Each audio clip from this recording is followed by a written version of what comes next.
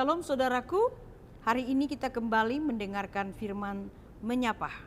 Mari kita siapkan hati kita berdoa. Damai sejahtera yang melampaui segala akal akan memelihara hati dan pikiranmu dalam Kristus Yesus Tuhan kita. Amin.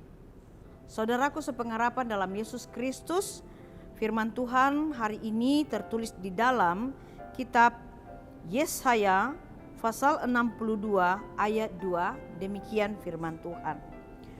Bangsa-bangsa akan melihat kebenaranmu dan semua raja akan melihat kemuliaanmu. Orang akan menyebut engkau dengan nama baru yang akan ditentukan oleh Tuhan sendiri. Demikian firman Tuhan. Bapak, Ibu dan saudaraku yang terkasih, semua kita akan merindukan hal yang baru. Mendengar baju baru aja hati senang. Mendengar kacamata baru juga senang. Juga ketika seseorang membelikan kepada kita sepatu baru atau apapun, segala yang baru adalah hal yang terindah dan menyenangkan sekali. Pada saat itu bangsa Israel setelah mereka lepas dari pembuangan Babel, mereka sangat bersuka cita. Mengapa? Karena Allah menyelamatkan mereka. Jadi tulisan Yesaya pasal 62 ini adalah bagian terpenting ketika umat Tuhan bersorak-sorai. Mereka bersuka cita karena mereka dilepaskan dari hukuman pembuangan Babel. Dan mereka kembali dipulihkan. Bahkan bukan hanya dipulihkan, tapi Allah memberikan kepada mereka adalah nama baru. Bangsa yang baru, harapan baru, cita-cita baru, semangat baru. Dan mereka diberikan Tuhan nama yang baru. Nah, identitas bangsa Israel tidak lagi menjadi bangsa yang terhukum. Tidak lagi menjadi bangsa yang berdosa, yang menduakan Tuhan. Tetapi Allah sendiri berinisiatif memberikan kepada mereka identitas baru, yaitu menjadi bangsa Tuhan. Bangsa Israel yang kuat, bangsa Israel yang banyak dari tingkat kualitas dan kuantitas, dan bangsa baru adalah menjadi bangsa Tuhannya Allah. Jadi dalam arti identitas yang baru ini menjadi suatu nama yang besar, yang agung, dan itulah janji Tuhan bahwa Dia mengasihi umatnya, Dia menyayangi umatnya. Dia yang sendiri, Allah yang sendiri mengangkat umatnya itu dari Deutero Yesaya, dari penghukuman itu menjadi Trito Yesaya. Mereka pulang dengan sorak-sorai.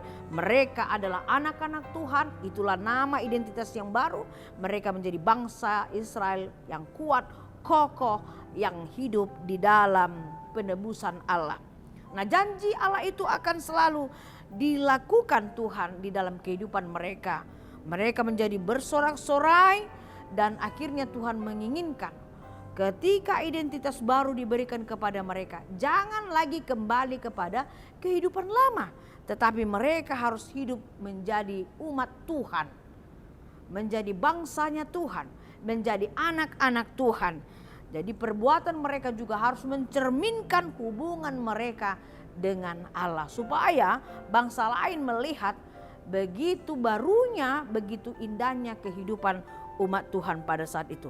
Nah, secara aplikasi yang harus kita lakukan dalam hidup kita, saudara, jikalau kita sudah mengerti bahwa identitas itu hal yang terpenting dan menjadi kebutuhan bagi kita menjadi orang percaya.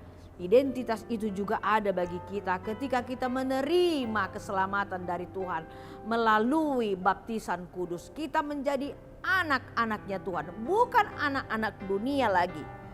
Hanya kita harus percaya ketika Tuhan memberikan identitas baru kepada kita, kita menjadi anak yang terkasih.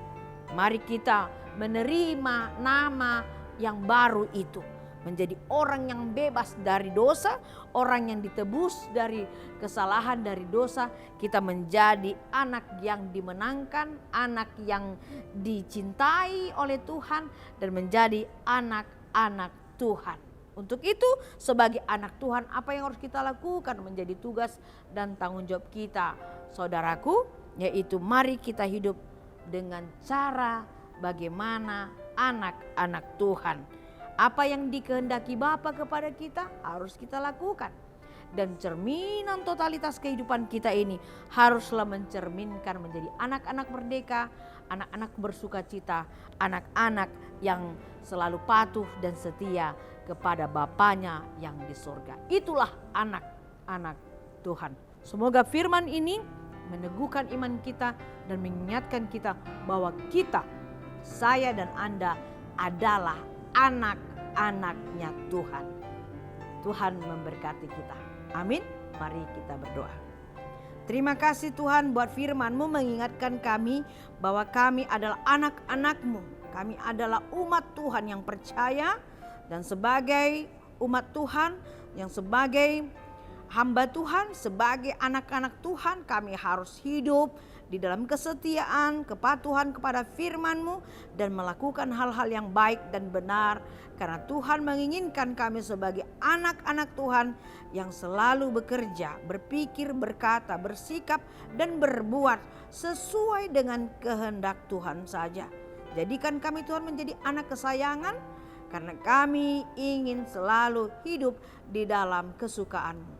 Dalam Yesus Kristus kami telah berdoa dan mengucap syukur. Amin. Demikian Bapak Ibu, tetap semangat. Ingat, saya, Anda dan kita semua adalah anak-anak Tuhan.